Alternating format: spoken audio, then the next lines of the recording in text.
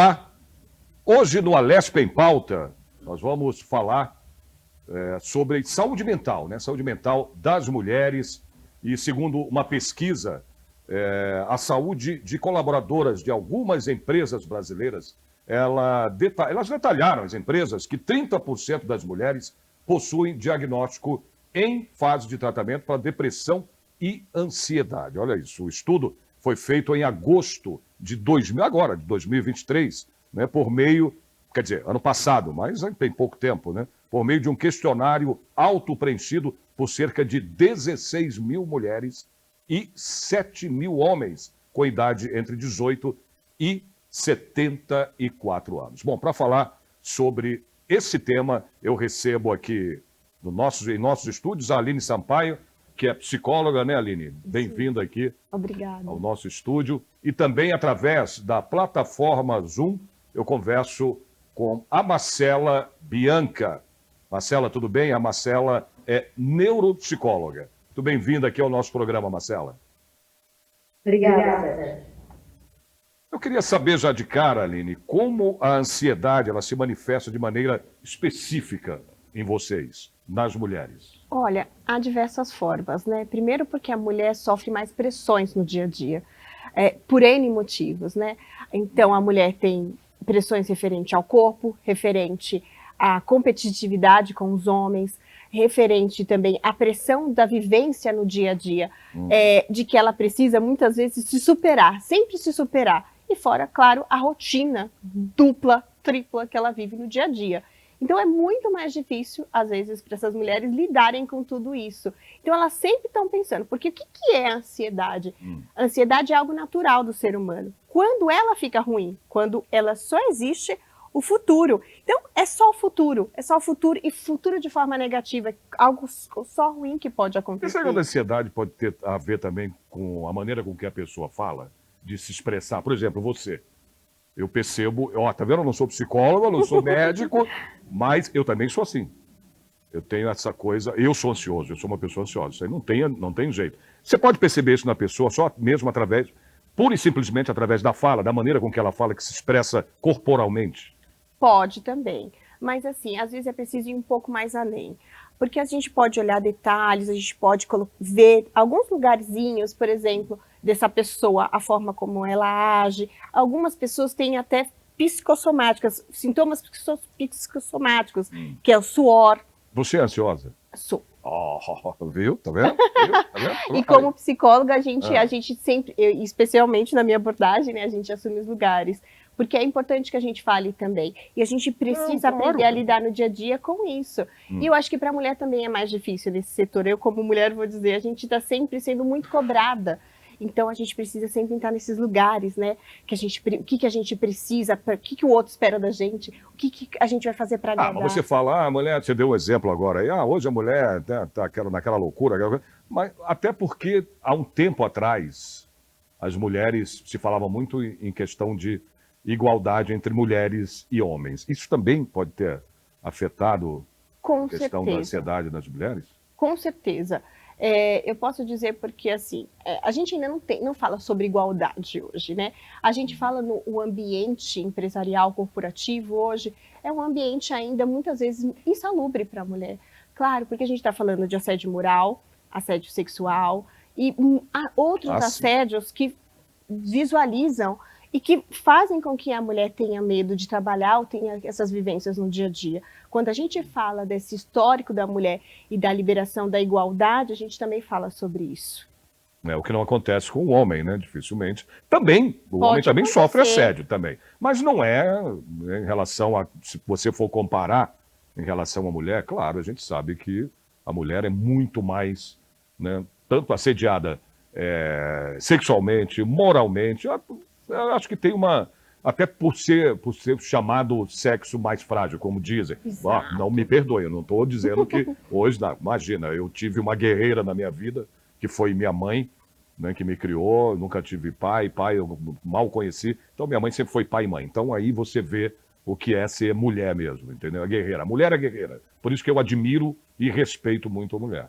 E hoje, só para você ter uma noção, a gente tem até termos específicos que falam exatamente do assédio, da vivência da mulher dentro do mercado de trabalho. A gente sabe, por exemplo, que uma mulher não é escutada normalmente numa reunião, geralmente. A gente sabe que as mulheres têm dificuldade com metas, as metas das mulheres costumam ser maiores do que os homens, os salários costumam ser menores. Então, tudo isso também gera ansiedade, porque ela precisa estar ali dentro daquele processo, se encaixar dentro daquele lugar. Então, é óbvio que ela vai ter uma ansiedade de um futuro do qual ela não sabe. Então, é muito importante que quando a gente fale da mulher dentro do processo de ansiedade e depressão, a gente pense não somente como algo simples, mas é algo psicossocial que a gente chama. É algo que demanda todo um histórico de sociedade que as mulheres estão sentindo no dia a dia quando elas trabalham. Marcela, é isso que você vê também, o que a Aline falou aqui, é dessa mesma maneira? Exatamente. A gente tem essa questão do assédio no trabalho, mas principalmente eu incluiria essa questão da multitarefa em relação ao ambiente mais a domicílio, né? Essa questão de tomar conta do trabalho, muitas vezes muitas mulheres ainda têm algum estudo extra, a casa, família, filhos, marido. Então, tudo isso daí, ter várias atividades também podem gerar essa ansiedade. E eu digo também que a ansiedade em si, é importante falar que às vezes as pessoas falam, eu sou ansioso e tal. A ansiedade, ela tem um limiar, né? Ela é comum desde que ela não afete o dia a dia e nem, como a Aline disse, psicossomatiza. Né? Então a gente precisa tomar muito cuidado, porque às vezes as pessoas estão num nível de ansiedade muito alto e não estão procurando tratamento, não estão buscando ajuda, achando que é totalmente normal. E isso daí acaba gerando, psicossomatizado e gerando outras doenças que associada principalmente a esse transtorno psiquiátrico. Agora, que relação há entre os hormônios femininos, né, e também em comparação, em relação aos sintomas, Aline, da ansiedade? Olha, a gente sabe que as mulheres têm seus ciclos, né? Inclusive o ciclo menstrual, a TPM, tem todo um processo. Pode acontecer que dentro desses períodos as mulheres tenham um processo mais ansioso. Isso que a gente pode falar. Agora, os outros hormônios ligados à ansiedade não está muito relacionado ao aumento da ansiedade da mulher no mercado. A gente vê que é realmente algo mais social que a gente vivencia. Claro que as mulheres têm esse processo, claro, do ciclo menstrual, e onde ali na TPM ela pode ter esse aumento, normalmente. Mas não é uma coisa que a gente possa dizer que caracteriza. Eu acho que é algo normal que pode haver no período de vivência das mulheres. É como eu enxergo, como eu vejo. Eu acho que algo como a Marcela foi ótima, quando ela disse, né, que ela falou assim, esse processo do ansioso, que a ansiedade do dia a dia e o processo do problema tem um limiar. E essa é a diferença. Porque a pessoa para de perceber alguns comportamentos. Vou dar um comportamento que muita gente acha natural e que não é nada natural. O aumento de comer doces. Tudo bem quando está ali na TPM, comer um chocolatinho a mais. Mas e quando começa a ser antes daquela reunião? Começa a ser, olha, no final da tarde, todo dia, naquele mesmo horário? Ou antes, quando chega no trabalho? Por que a pessoa está comendo tanto doce? Por que ela come chocolate? Então, o processo ali tem um processo específico, de ela estar conversando com o cérebro dela, olha, mandando para ali uma alegria, algo que possa amenizar todo aquele sintoma de algo ruim que está acontecendo no dia a dia dela. Então, a gente tem que ver um processo um pouco mais além, né? Os hormônios fazem parte, mas eles não são, vamos dizer, o martelo para dizer que aquela ansiedade é ruim. Então, eu acho que faz parte, mas não é o martelo para dizer que a ansiedade da mulher está direcionada a isso. Mas, Marcela, por exemplo, quando vocês, no caso, como profissionais, são procuradas, né, nos seus consultórios, enfim, pela mulher, o que é mais falado na hora que elas se expressam ali, dizendo que tem esse problema tal, que está ansiosa por isso ou por aquilo. O que que elas mais procuram em vocês para que vocês as ajudem, né? Então, como eu sou neuropsicóloga, eu atendo uma demanda com uma queixa de desatenção muito grande. Então, não só as mulheres, como os homens também que chegam até mim, eles se queixam muito de desatenção e isso acaba tendo impacto no trabalho e no dia a dia. Então, normalmente eles chegam não com a queixa da ansiedade, porque muitos deles acham que a ansiedade é normal. Mas eles chegam com a queixa de desatenção. E a gente tem que colocar a importância de que a ansiedade ela gera uma tendência à perda de foco, consequentemente, ficar mais desatento, que pode gerar também uma perda de memória. Ou seja, se você está ansioso, você não presta atenção e, consequentemente, você não memoriza. Então, para mim, a demanda que chega dessas mulheres é exatamente a desatenção e gerando também um estresse muito grande. Então, elas falam muito da questão do quanto que, às vezes, a demanda pessoal e profissional acaba tomando conta muito do dia a dia, trazendo sintomas como insônia, ou até mesmo alteração do apetite, tanto para comer muito mais ou menos. Então, aí, só para vocês terem uma noção, impactou tanto na vida da pessoa quando ela chega e fala assim, olha, eu já não estou tendo bom rendimento no trabalho, eu já não estou conseguindo cumprir os prazos que eu preciso, não estou conseguindo chegar no horário de compromissos que eu preciso, e isso daí é a nossa linha de entrada para o processo. Por quê? Será que é realmente um TDAH, que muitos falam, que é uma desatenção? Será que é um prejuízo de memória, que muita gente tem medo de ter o Alzheimer precoce, né? Ou que muito se tem a ansiedade. Não só o transtorno de ansiedade, mas outros transtornos de humores que estão associados a toda essa questão mais psíquica. Então, por mais que, isso é interessante, né? Por mais que as pacientes me procuram com uma queixa atencional ou uma queixa de memória, uma queda de rendimento, essa questão pode estar muito mais associada a não somente a um quadro neurológico ou do neurodesenvolvimento, mas também a um quadro psiquiátrico, como a ansiedade. Aline, vamos falar na parte de depressão, né? Da mulher. Não da mulher, do homem, enfim, depressão é uma... Mas, no caso da mulher, por que a depressão afeta mais a mulher em relação hormônios, são hormônios, tudo isso também contabiliza para isso? Há influência disso também? Há influência, mas assim como a ansiedade, o principal fator continua sendo psicossocial. Imagina só, você sendo mulher, você precisa ser boa esposa, você precisa ser uma boa mãe, você precisa ser uma boa funcionária, você precisa ser uma boa filha, a mulher sempre tem muitas cobranças dentro disso. Quando de repente você está ali no trabalho, né, e não dá certo, e algo dá errado, ela começa a se sentir como?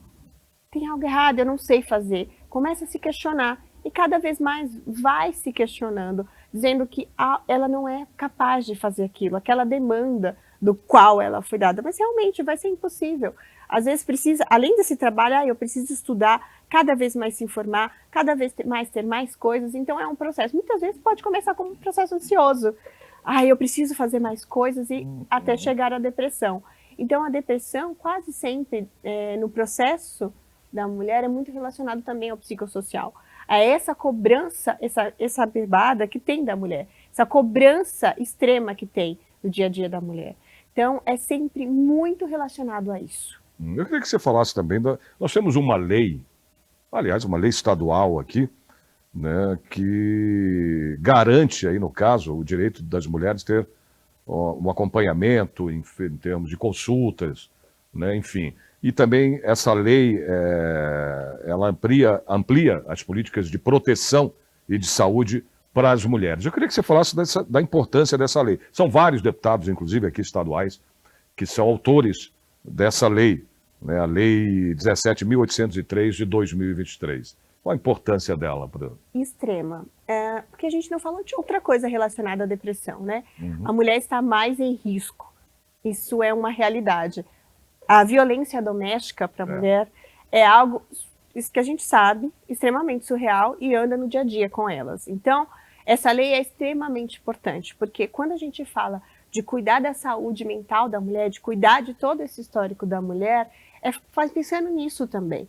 Quando a gente fala de violência e de assédio, a gente também fala sobre isso, né? Então, eu acho que quando a gente tem uma lei onde as mulheres podem chegar a terem mais propriedades para ir, por exemplo, no SUS, no CAPS, encontrar melhor apoio, melhor orientação, é uma lei que é essencial. Então, a gente fala de pessoas que realmente precisam desse serviço, precisam ser auxiliadas, né? Isso é verdade. Você concorda, então, né, Marcela, com a Aline aqui? E, em seguida, eu queria que você falasse também, além de falar da importância dessa lei, Marcela, de proteção, né, às mulheres, enfim, que você falasse do teu trabalho como neuropsicóloga. Você tem aí, aqui nos bastidores, antes de começar o programa, você estava me falando que você atua muito em pacientes com Alzheimer, né, enfim, vários tipos de doenças. Eu queria que você falasse, inclusive, da parte de depressão dessas pessoas, né? Como é que você lidar com isso? Como é que elas, quando você é procurada também para esses tratamentos, né, com essas doenças, a depressão, então, deve ser uma coisa que afeta muito, demais essas pessoas. Queria que você falasse sobre isso também. Sim, tem a questão, como eu falo sempre dos transtornos de humor, não só da questão da ansiedade, mas também da depressão. Associada ao meu trabalho, Sérgio, ele tem muita relação, os pacientes chegam com humor deprimido, e principalmente pacientes com algum prejuízo social, e que às vezes até mesmo que não sabem e chegam a uma hipótese de autismo, por exemplo, de um diagnóstico tardio. Estou falando na fase adulta, tanto em mulher quanto em homem. Mas principalmente em mulher, normalmente que cria o masking, né? Onde ela tem todas as dificuldades, mas ela consegue lidar melhor no dia a dia do que o homem com essas dificuldades. Quando chega para mim com uma queixa de depressão, de desânimo, de, às vezes até assim, falta de incentivo da vida mesmo, a gente, no processo da avaliação neuropsicológica, onde a gente consegue avaliar tantas questões cognitivas, né, tipo atenção, memória, raciocínio, a parte emocional também, comportamental, social, enfim, é bem amplo. Quando a gente chega numa hipótese diagnóstica de autismo, ou até mesmo de altas habilidades, que também existe um prejuízo social, a pessoa vê que existe algo que pode estar associado também a esse quadro depressivo, que muitas vezes tentou o tratamento medicamentoso e psicoterápico e não obtiveram resposta. Por quê? O quadro não é somente associado à questão depressiva, um quadro de humor. Ele tem uma questão neurodesenvolvimento que é associada a algum desses transtornos, que tem uma alta relevância e que no tratamento psicológico é totalmente diferente. Então, quando a gente faz um processo de avaliação, no caso nós estamos falando das mulheres, é impressionante, né?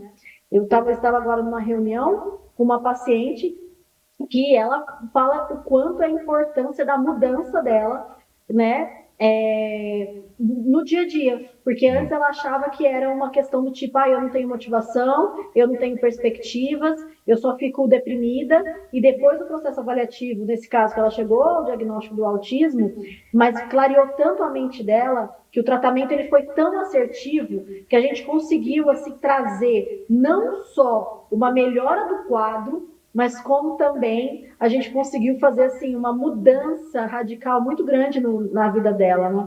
Tanto que a empresa em si viu essa mudança tão importante que me convidou, né, para fazer uma entrevista do sentido. Como que a avaliação neuropsicológica pode mudar muito essa visão das pessoas de não achar que nem tudo é ansiedade, nem tudo é depressão e também nem tudo tem um transtorno. Pode ser que a pessoa não tenha nada também, mas que a gente consegue fazer um tratamento diretivo, sabe? A gente consegue ir direto na causa, que o problema dela não era uma questão somente emocional, era um prejuízo social, que ela não sabia lidar com isso, e aí depois que a gente viu essa questão, o humor dela automaticamente melhorou. Então, no tratamento psicológico é importante a gente ter essa direção para a gente saber para onde a gente trilhar, para onde nós queremos chegar e qual é o real território, que aí a gente consegue muitos resultados. Assim, eu, como neuropsicóloga, eu falo que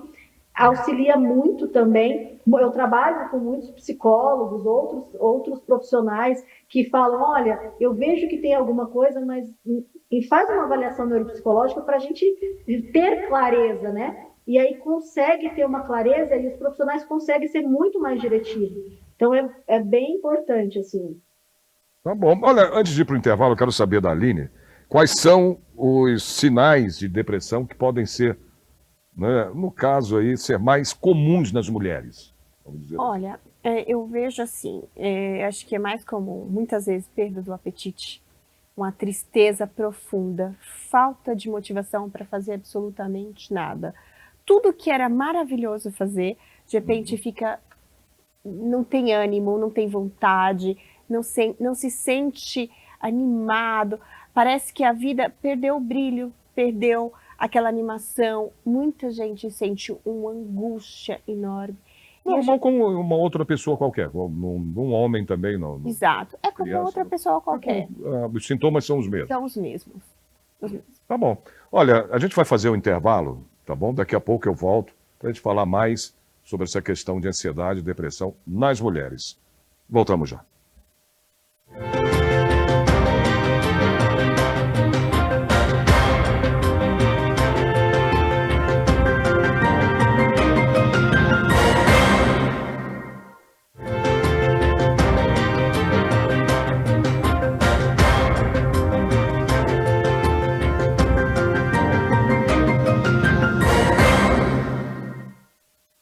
Muito bem, estamos de volta com a Lespe em Pauta, falando aqui sobre ansiedade e depressão. Vou de novo me dirigir aqui à Aline, rapidamente, para que a Aline fale. A questão, a gente estava falando agora há pouco da depressão, antes do intervalo, né? E a questão da depressão em relação a filhos, a mães, né? A mulher mãe, isso acontece muitas vezes, aí a gente pensa que não, né? E tem até aquela questão da rejeição, né, da mãe com o filho. Eu queria que você falasse também um pouquinho mais sobre isso. A depressão referente à maternidade... o pós-parto. Tem alguns níveis, né? Delas é o pós-parto, porque primeiro é uma mudança intensa, o puerpério a gente fala que é uma das fases mais difíceis da mulher, né? E outra, você tem um costume, né? Você tem ali, eu falo que é um processo antropofágico, né? Que você abraça uma criança, você troca, você passa disso, e essa criança sai, não fica para sempre com você. E essa criança é uma pessoa como qualquer outra. E às vezes as mulheres confundem um pouco esse extracorpóreo quando vai embora, né?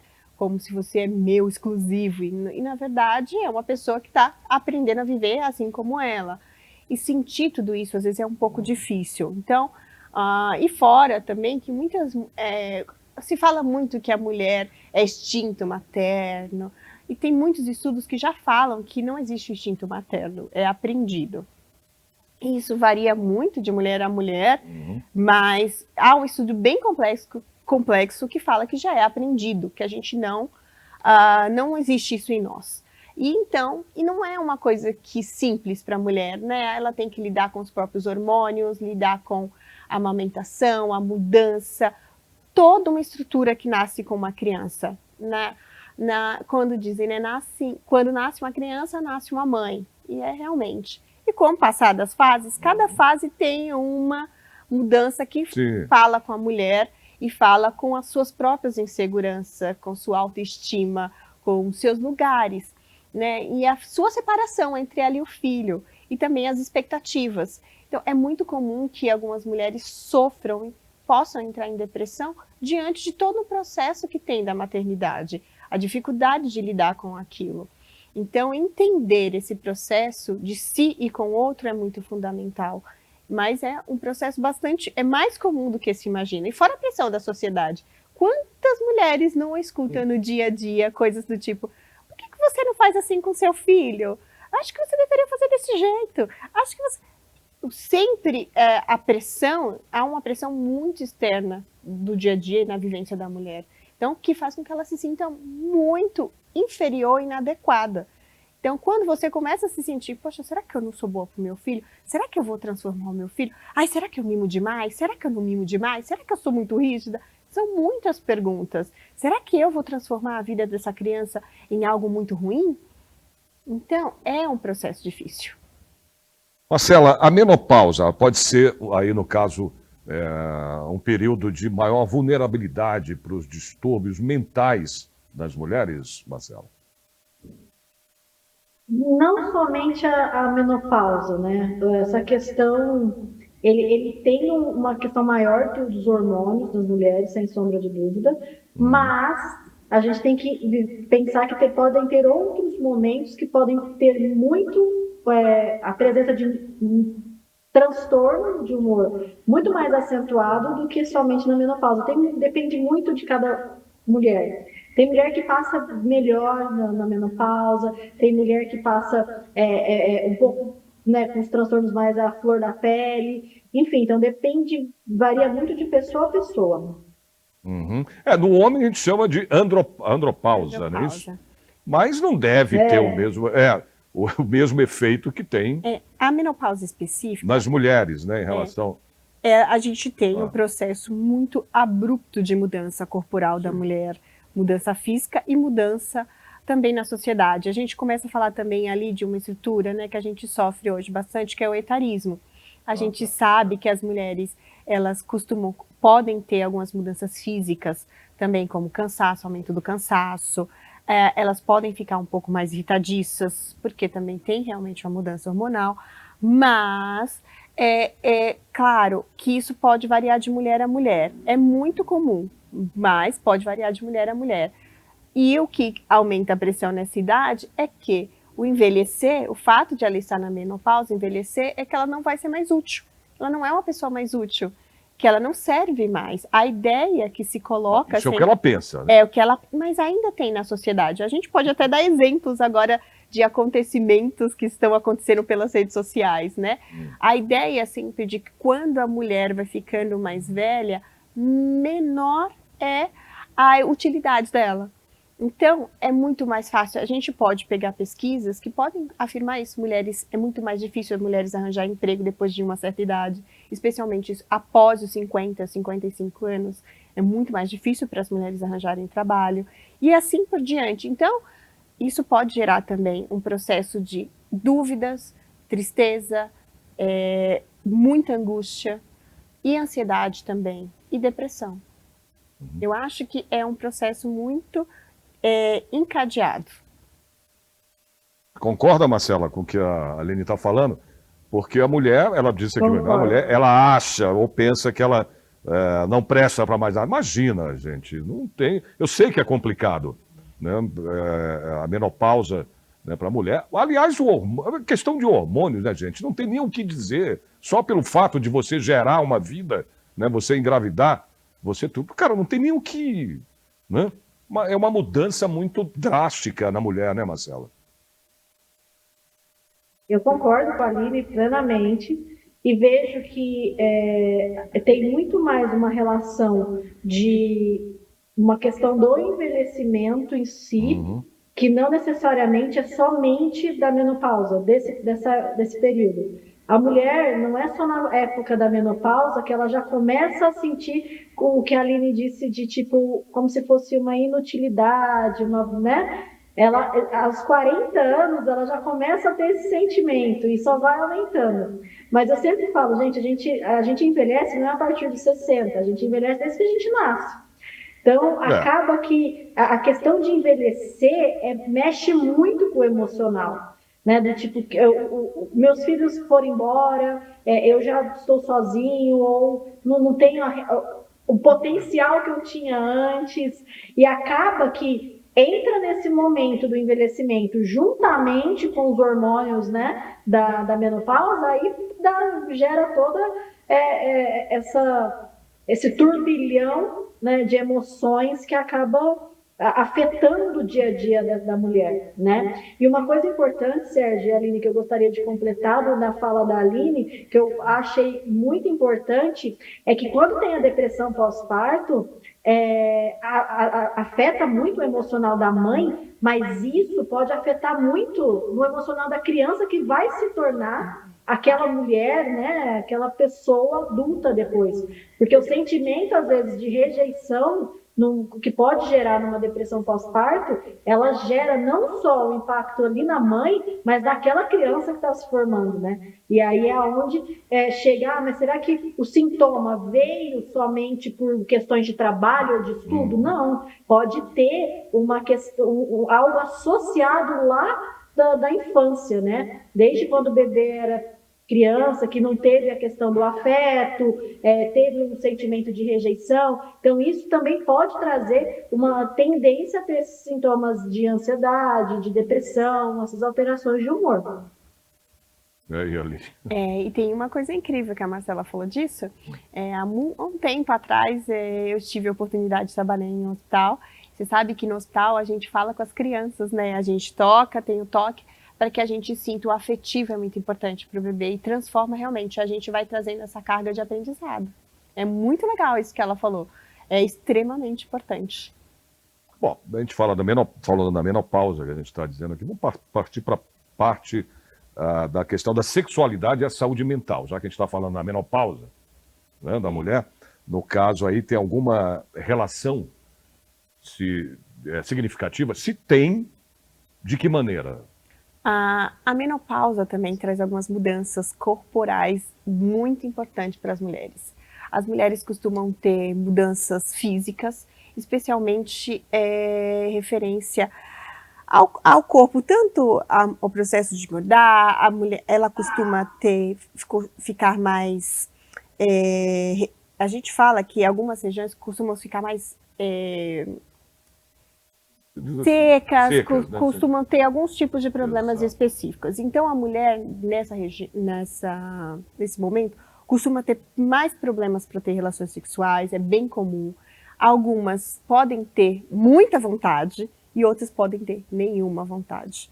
Então, varia de mulher a mulher. É engraçado isso, né? Sim. Até tem um termo engraçado. Você fala, mas é a menopausa. Sim, mas como você acabou de falar, algumas mulheres têm mais vontade e outras... Zero. E muito está ligado também ao psicológico. E por conta de tudo que a gente está falando, pode aumentar os sintomas físicos. Pode acontecer, mas isso tem que ser muito bem observado individualmente, a mulher. Nessa fase, há medicamentos específicos que as mulheres precisam tomar, que as mulheres precisam repor, para que não tenham todo esse sentimento. Fora essa tal da reposição hormonal. Sim, para que ela não tenha isso. E pensa, né, você está numa fase que é ali, né, de tanta mudança corporal, tanta mudança física, você olhando também, né, que você está envelhecendo, que está mudando. Imagina, para que você tenha relações, você tenha relacionamentos, como é que você vivencia tudo isso? Você se pergunta também, né? Meu corpo já não é mais o mesmo, será que o meu parceiro vai me olhar da mesma forma? Será que eu vou ser bem recebida? Né? Tem todo um processo diante disso que a mulher se olha, a mulher se vê. Então, são processos que podem ajudar, sim, a piorar a depressão ou gerar muitas ansiedades, porque também tem outras coisas além de tudo isso, né? A gente tem muitos tabus específico que a mulher mais velha não gosta de ter relações, elas não são mais vistas mais como a mulher tão jovem que merece ser desejada, que o homem não vai mais desejar ela porque os homens preferem as mulheres mais novas do que... Mas isso não é... Bom, é o pensamento, é claro, vai acontecer tudo isso na cabeça dela, deve passar... Milhões de pensamentos. Então, tudo isso vai gerando ansiedades que se transformam em medos e se transformam em tristeza e, consequentemente, pode se transformar em depressão. Mas aí, são processos. cada pessoa lida de uma forma, vai depender muito da vivência dela e de como ela trabalhou aquilo, de como ela vivenciou na vida dela esse processo. Cada pessoa tem o seu jeito de olhar, mas é muito comum. Quando a gente fala nas pesquisas, né, é que é algo amplo, né? Então, as mulheres, elas ficam muito mais sensíveis a ter relações nesse período e a sentirem mais à vontade nesse período por conta das mudanças que ela tem durante o processo da menopausa. Agora, existe uma ligação entre, por exemplo, até a Marcela pode falar, responder agora, falar sobre isso, a síndrome pré-menstrual, né, que é também a intensificação, né, dos sintomas, e de sintomas, no caso, ansiosos ou depressivos, nesse caso. Existe? Marcela, vamos ver se a Marcela... Com certeza, né? Essa ligação, Marcela? Tem uma ligação em que a mulher ela pode ficar ou muito mais agitada, ansiosa no período pré-menstrual, ou ela pode ficar mais deprimida, mais reclusa, não querendo ver ninguém. Então a gente pode ver os dois lados, né? Ou aquela impulsividade, aquela ansiedade, ou até mesmo os sintomas depressivos. E a gente tem que anotar que a questão dos hormônios vai variar muito de mulher a mulher. Então, vai depender de como cada uma reage, e não só a questão hormonal, mas como está o ambiente também, né? Se ela está com algum problema, alguma dificuldade, isso pode intensificar de um mês para o outro, né, Aline? E essa coisa da questão pré-menstrual é muito complexa, muito complexa. Varia de mulher a mulher, e tem muitas questões. Tem mulheres que têm... as mulheres são um ciclo, então tem mulheres que em alguns ciclos elas tendem a ficar muito mais ansiosas. É comum falar, eu comi um chocolatezinho, tô de TPM, especificamente porque ali esse processo é um processo dela. Assim como pessoas, a gente fala, tem um termo específico na psicologia que chama TAG, transtorno de ansiedade generalizada.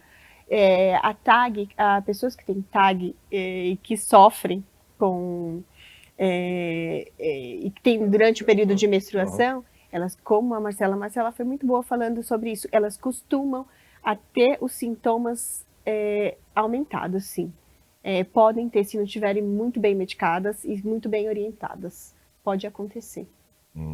As mulheres idosas, assim, no caso, elas tendem a ter mais ansiedade, depressão. Como é que pode ser trabalhado isso nas mulheres mais idosas? Porque você estava falando até no começo aqui, a gente está falando da menopausa, você chega, mas eu digo mulheres mais idosas. Olha, a ansiedade e a depressão é muito mais comum nos idosos hoje do que muita gente imagina, do que se fala. Porque a gente também passou por um processo de pandemia, os idosos tiveram que ficar mais em casa, era também uma doença especificamente que gerava causa de morte, de falecimentos mais de idosos. Então, muita gente estava ali presa e com muito sintoma em casa escondidinho. Hoje há pesquisas que também já falam que os idosos sofrem mais com isso. E também porque há uma mudança, novamente falando do etarismo e de toda a estrutura da sociedade, sobre a utilidade. Eu ia falar disso. O problema é que você chega numa idade em que você se aposentou, vamos dizer assim, você não tem mais aquela atividade, isso tudo vai pesar, é claro, você está acostumado. O teu corpo está acostumado também com isso, não só a mente, mas teu corpo, tudo junto ali, você está acostumado. Aí você chega numa hora, trabalhou durante, vamos colocar, 40 anos, 50, aí você para, de repente, você não tem o que fazer, você não tem... A não ser que você vá em busca de um propósito, e que muita gente hoje está faz isso, né? Antigamente, talvez não se tinha muito isso. Mas hoje em dia, as pessoas idosas procuram, né, ter tarefas para fazerem, para, né, se ocuparem, tudo isso, e isso deve amenizar também um pouco mais a questão da depressão, da ansiedade, né? Sim, porque essa pessoa, ela começa a ter mais motivação, ela começa a ter mais expectativa, ela começa a acreditar mais que ela pode vivenciar novas coisas, Inclusive, hoje há grupos maravilhosos de troca de idosos, de trabalhos que os idosos podem fazer juntos, trabalhar, direcionar, que são muito legais, porque a ideia é sempre de quanto mais velho você fica, menos útil você é. E às vezes não. A utilidade pode mudar. O que é útil, talvez esse trabalho hoje no computador, para algumas pessoas é perfeito, mas talvez essa pessoa seja ótima pessoa para observar, recrutadora, líder, tantas outras coisas. Vai mudando, né, conforme a vida vai acontecendo, as utilidades, a produtividade, acho que é a melhor palavra. A produtividade é a escolha de trabalho, né?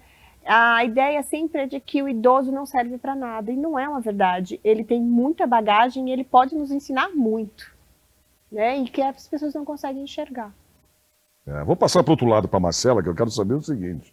Viu, Marcela? Como que a cultura, a gente estava falando dos idosos, né? Mas a questão da mulher do corpo perfeito, vamos lá. Né? Ela pode contribuir, no caso, para a insatisfação corporal e aí sim também levar a distúrbios mentais nelas, nas mulheres, Marcela. É o que a gente ouve muito nessa questão das mídias hoje, né? Pois é. Hoje em dia, essa questão da comparação, exato, ela é o que está causando maior transtorno psiquiátrico, em diversos, né? Principalmente essa questão da ansiedade, de querer ser daquela forma, do corpo perfeito, como você mesmo citou. Então, a tecnologia está trazendo infelizmente, aumento desses transtornos para as pessoas que estão ali no dia a dia. E o que acontece? Porque são parâmetros que não tem nada a ver, né? São parâmetros que não tem nada a ver, Marcela. Não. Aquilo é só uma... Aí você chegar aquilo e botar na cabeça da pessoa, nossa, eu posso chegar a isso, eu posso ser assim. Não, você não vai ser, não tem como. Mas as pessoas acreditam naquilo. Nas mídias é tudo... É aquele mundo perfeito. Pois assim, né? Não existe esse mundo perfeito. Você faz tudo. E por que eu não consigo? Eu quero chegar lá. Então, assim, tem muito essa comparação que chega que as pessoas acabam se perdendo, assim, de quem elas são, do que elas estão fazendo, qual que é aquele propósito de vida delas, por total comparação. E isso leva, muitas vezes, ao que a gente está falando aqui, a depressão também, né? Não só, a gente está falando no geral dos distúrbios mentais, né? Não só ansiedade, depressão, né? A pessoa passa a não se gostar e achar que ela, né, poderia ser aquilo que ela vê, aquela transformação que é feita através de um programa, porque isso é um programa. Sim, Photoshop. Photoshop, essas são coisas. São padrões, né? E tem uma coisa importante, são doenças às vezes até muito mais sérias, como anorexia, bulimia, entre outras, né? A gente fala, ainda se tem ideia, né, de que autoestima, beleza, é você colocar batom, colocar rímel, colocar roupa, arrumar o cabelo. E na verdade a autoestima é entender a própria essência, o seu corpo, né? Às vezes um corpo gordo significa muito, ele é muito bonito e não vai se encaixar naquele padrão. E é uma pessoa muito bonita que não consegue perceber que o tempo inteiro acha que vai ser aceita, vai conseguir abrir portas se ela se transformar igual àquela personagem que está ali, a tal influencer, que não vai ser, ela não vai ser daquela forma. Ela precisa olhar para si para se aceitar. Ô Marcela, quais abordagens terapêuticas podem ser mais eficazes aí no caso do tratamento da ansiedade e da depressão nas mulheres, né? Já que a gente está falando delas aqui. Então, de vocês, né? Delas não, de vocês. A abordagem, né, terapêutica que tem evidências científicas, né, que estão associadas a essa questão comportamental, cognitivo, tem tanto a análise do comportamento, não sei qual é a abordagem que a Aline trabalha, mas de qualquer forma tem a abordagem que ela é mais para trabalhar as questões do dia a dia, que é a terapia cognitivo-comportamental, mas também tem as abordagens psicanalíticas, analíticas e tudo mais, que vão buscar de onde vem tudo isso também. Então depende muito do perfil da pessoa e do momento, para falar assim a questão de eficácia, porque não existe uma abordagem ideal, existe o perfil do paciente, o momento em que ele está vivendo, para adequar aquela abordagem. Perfeito. Olha, a gente está chegando ao final do programa já, Aline. Eu queria até que você, então, também falasse um pouco sobre essa questão que a Marcela acabou de falar agora. Ah, claro, é muito legal, né? Porque as abordagens às vezes são diferentes. São diferentes, é. Eu sou da abordagem centrada na pessoa de Carl Rogers e a gente foca muito na pessoa. E cada pessoa tem o seu especial, né? O que ela pode ser, como ela pode ser vista. Mas o comportamental, a psicanálise, a junguiana, todas trazem, têm a sua função e a sua beleza dentro dos transtornos e das dificuldades. O mais importante, eu acho, é que cada um encontre sua própria congruência, o que precisa, o que é melhor para si, e que faça terapia, que trabalhe na terapia para entender o que melhor, o que mexe com ela, porque existe um histórico da sociedade, mas o individual é muito importante. É isso aí. Ô, Marcela, eu fiquei com a Marcela até o final aqui, né, Marcela? Obrigado pela tua participação. Você quer deixar algum recado, alguma coisa aqui para... Como eu estudo muito o envelhecimento, eu só queria deixar uma informação. Tá. A respeito da aposentadoria inativa, que é aquela pessoa que não, acha que vai aposentar e não vai fazer nada, é o maior vilão do nosso cérebro e das nossas emoções. Então, a gente precisa entender que o envelhecimento, ele é natural da vida e que a forma como a gente leva a vida, como tem trabalhado os transtornos psiquiátricos, também vai ter a resposta no envelhecimento. Então, o maior vilão também de toda a fase da pessoa para o envelhecimento, para um Alzheimer, para uma demência, são os transtornos psiquiátricos. Então, a ansiedade e a depressão durante muito tempo na vida também pode levar a esses quadros. Então, o importante é tentar manter o equilíbrio, buscar ajuda profissional, porque não é só o impacto do que você tem hoje, no momento, mas pensar também no envelhecimento com qualidade de vida. É isso aí. Aline, quer deixar alguma informação, algum recado? Eu queria agradecer bastante, é sempre bom estar com vocês. E eu acho que é muito importante sobre a mulher que ela olhe para si, que ela se cuide, que se perceba de forma individual, que ela perceba o quanto é importante ela entrar em congruência do que ela é, não do que os outros esperam dela. Eu acho que isso é mais do que fundamental. Perfeito. Gente, obrigado pela participação de vocês aqui no nosso programa. O Alesp em Pauta de hoje termina aqui. Espero vocês no próximo programa. Até.